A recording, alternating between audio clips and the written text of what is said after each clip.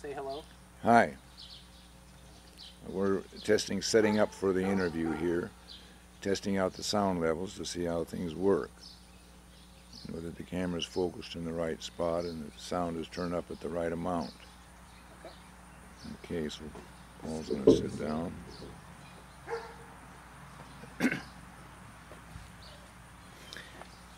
Okay, it's October of 2010, and I'm Paul Berntsen, and I'm interviewing my dad, David Berntsen, and we're in St. Louis, so we just want to get a feel for your life, so go ahead. Okay. I was born in a house in Parkland in August 28, 1936. That's Washington State? In Washington State. Okay. Parkland is a little town out there. Okay. And was actually born in the house. And my parents were both Norwegian. My grandparents were all four from Norway, either directly born there or raised. Anyway, and my father and mother were very wonderful parents. They gave me great freedom, but they were also supportive. But my dad, when I think of him being realistic. Yet he's a sensitive person, even though he wasn't educated much, but he was a sensitive, kind person, but realistic, and great skills when it came to plumbing and wiring and fixing things, and we loved adventures and things. And my mother was always very supportive of things that we were doing. She was much more of an extrovert.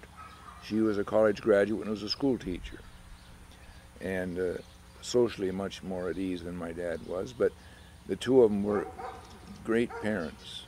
And it was interesting that my dad was from a family of 12, and he thought his parents were very kind and nice to him, and it was kind of fun to hear that in the interview you did before. My brother's a very helpful person. So you have one sibling? So I only have one sibling. I didn't have any sisters, one brother. You're the oldest? And I'm the oldest. He's about 2.5 years younger. He was always very kind of fun-loving, relaxed, helpful, and to this day is very helpful to me. I consider myself very fortunate to have been born in the United States, to be born and raised in the time that I was in the 50s, basically, post-World War II, and to have parents that were, supportive of things. They respected education, they were serious Christians, and loving parents, and so I feel very fortunate there. I feel another thing I appreciate a great deal is that not only my relatives, I mean uncles and aunts like Martha and Ed and others they cared so much about my brother and myself and our family. So to have family and good friends like Dale Storsley and his parents, because it's so important to people to have adults that really care about them. Mm-hmm. I didn't realize it at the time, but I do now, and I think of other kids that don't even have one parent that cares about them. So anyway, I'm a person that has a broad range of interests. And that was very helpful in my occupation. I graduated from Pacific Lutheran University in 1958, worked as an engineer in infrared and optics group at Boeing for 12 years, except for 1 year of graduate school. That was an interesting, fun work, but I spent about 3 years figuring out what I really wanted to do in life, and I found it. I wanted to work at Pacific Lutheran University. I didn't know what I would do, but I wanted to work there. So I quit my job at Boeing in 1970 and went to PLU, and my broad range of interests turned out to be very helpful because I was working with donors and fundraising, and I could care deeply about the things that they were doing, and they could tell that. And anyway, and I was very enthused about Pacific Lutheran, about its academic idea that it had 5 professional schools, but it also had this liberal arts education that's good for all of us. And I was impressed with the spiritual dimension of the university. And so I was more of an advocate for PLU than I was a real fundraiser. Fundraisers often only last 18 months on a job or something, but I was there for more than 30 years. Anyway, as far as my time at PLU, academic and occupationally, we started a giving club that gave, you know, a modest amount. Each person would give at least $240 a month, called the Q Club. But we built it up to where it was giving over $1 million a year to the school, and there were more than 1,000 people involved each year. And that was, so that's the thing that means a lot to me. Plus I made great friends with some people that became major donors to the university, and that was meaningful to me. I've been very fortunate with my family too. I have a wife that is, first of all, she was very pretty, and but she is our theme at PLU is educating for lives of service, and she kind of stands for that. She was a sociology major, and yet she cares about helping people. And you met at PLU? And we met at PLU, and that was fun. I saw her walking off the tennis court one spring after coming off. I played on the golf team there, and after I saw her playing tennis there, I thought, my land, who is that good-looking girl playing tennis? So I circled around again, and next day made a point of meeting her. Yeah. And fortunately, we got married later on. And she was May Queen at PLU, but she was one of these people that not only was pretty, but she didn't really know it and didn't act like she was, and that was so she's a humble person, and she's got a great sense of humor, and she's tolerant of all sorts of things. Like, for example, my working at PLU, I couldn't say really if I'd be home at 5 or 7 or 9, and she didn't mind. Whenever I gave her a little signal that I was going to be home in a half hour, then we'd have supper or something. She was tolerant of my focusing on the work, and I thought she was a great wife and a great mother, and she's interested in a broad range. She has a great curiosity, and I'm thankful that she's educated. I'm thankful that she's a Christian, but she lives, and she's curious about all sorts of things, and so it's fun to do a lot of different things with her. And we had 2 children, a boy Chris and a boy Paul that's interviewing me. And it was just fun to raise those 2 boys. They're a year and a half apart. No, I mean a year, a week, and a day apart. Yeah. But, you know, we've had great times like climbing Mount Rainier together and hiking, and we would go boating, and they were fun-loving kids. And we have 3 great-grandchildren that I'm so proud of and fun to be around. Okay, be sure to speak up. Yeah, and we get to see our grandchildren 3 times a year, which is we really appreciate. Get to come out here in the spring for a week, and in the fall for a week when it's so pleasant here in St. Louis, and then they come out there in the summer typically for a week, and a lot of fun to be around the family. I appreciate it. Also very appreciative of friends. You know, when I was a kid, I had such good friends like Dale Storsley and Van Beek and many others, and so I appreciate friends. And today we have such good friends and people like the Motts and, you know, Edmonds and all these others, and Dwayne Jorgensen and people like Faggy. If I think of 50 years from now, what I like to have people think about that I cared about, and would, you know, hard work is it's just incredible what focused hard work can do. There's a book called Outliers, and it just really points out these outstanding musicians or scientists or people develop software like Bill Gates. They just spent thousands of hours working on the things that they care about. So if I could pass that on to people, boy, you just can't, it's very valuable to work hard on something.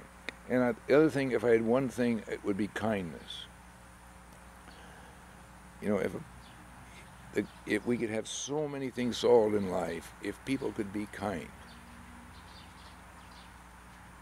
Of course, Christianity means a lot to me. I was raised as a Christian in a Christian family, and it happens to be Lutheran, and I appreciate their theology. They've got some shortcomings, perhaps, but anyway, and of course, I have great respect for education. So I would encourage people to be as educated as they're willing to be. In fact, be learning all through life, but I'm talking about formal education plus informal. And empathy is a great thing. If a person can just learn to care about other people and put themselves in their shoes. things I'd like to improve on or change. You know, I had a weakness in writing.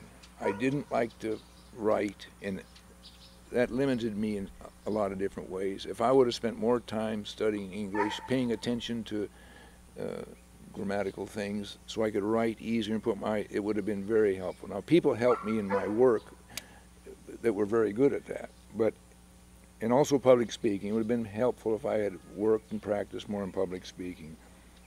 And then now, you know, I don't focus very well, and it would be helpful if I was focusing more. And I don't serve like anything like Carolee and Paul and others do, but I sure admire that they do. And of course, I'm a little bit weak on listening. When I would work in my professional life, I would really concentrate on listening. It would actually make me tired, you know, after visiting somebody for an hour and really listening, because it isn't kind of my nature.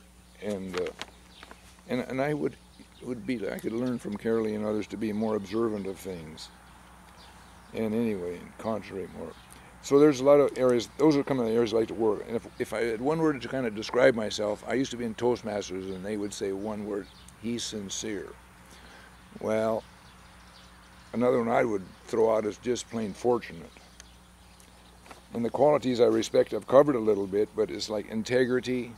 You know, I just think, like Paul is a wonderful example of integrity. And hard work, he's an example of that too. And kind, and to be bright, and humor, and just caring about people. And finally, if I could have lunch with anybody, I'd probably pick, let's see, Bill Foege, who was formerly head of the Center for Disease Control, and is great. He's a big influence with Bill Gates and the billions he's giving away. He cares about immunizing the children of the world. But fortunately, we get to have lunch with him probably in a week or so. Because you went to school together, right? We went to school, we played intramurals together, and drank beer and had a lot of good times. And he is such an amazing person. But this is kind of the ideas that I came up with for now. So just a couple other things there. Sure. What was it like an average day kind of growing up for you? I think both your parents worked, right? Your dad, of course, always worked, and then your mom was a school teacher. Right.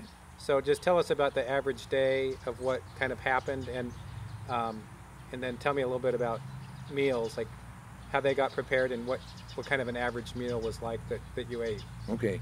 An average day for me in grade school and up in junior high, my mother she stopped teaching when I was born, and she didn't start again until I was about in junior high or something. Oh, okay. So she's home. And my dad would prepare breakfast, especially after she started teaching when I was in junior high or something. Okay. And so my dad would prepare these thick pancakes but we would have dinner together. Of course, we'd eat breakfast together. But all at the same time? All at the same time.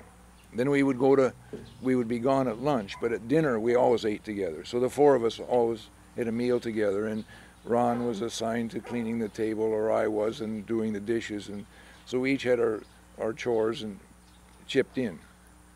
And our family life was fun. We had a nice yard. We had a swimming pool, and there was a little coffee house out there where it was a fireplace. But anyway, a lot of my friends would come over and we'd go swimming in the pool, and relatives would come. 4th of July, our family would often have a big party for relatives. But we were often entertaining kids. My folks later told me that they built that pool, one of the reasons was to kind of watch what we were doing. But we were given great freedoms. We lived a couple of blocks from the school, and we could ride our bikes and go do things. And in those days, probably things were different, but we were given the freedom to be gone all day and not be accounted for. But and we had good music in the house at different times. And like what kind of music? Well, my dad liked to listen to classical music.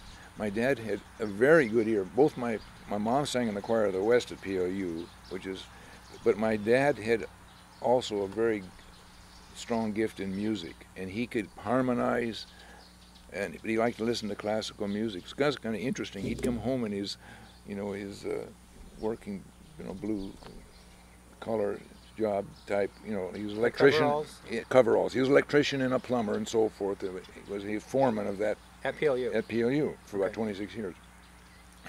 But then he'd come home and he would maybe have a drink or something. I don't remember that much, but he would listen to classical music, and he was a very bright person. But he didn't quite graduate from high school because he was so shy he wouldn't give this speech Right. to graduate, so they didn't graduate him. But he loved it. He took up golf when he was later in life. But So now you also went camping and boating? oh yes, we'd when you were have a kid? fun. Yeah, we'd always have a boat and a little outboard and stuff, and so we could learn to water ski. But we would go camping as a family. We'd have a trailer in the boat and have stuff in the back, and so we'd go up to Canada, and we had fun vacations, and would be out in the outdoors, either boating or hiking and fooling around. So I have great memories of my childhood. And back to food. Yeah.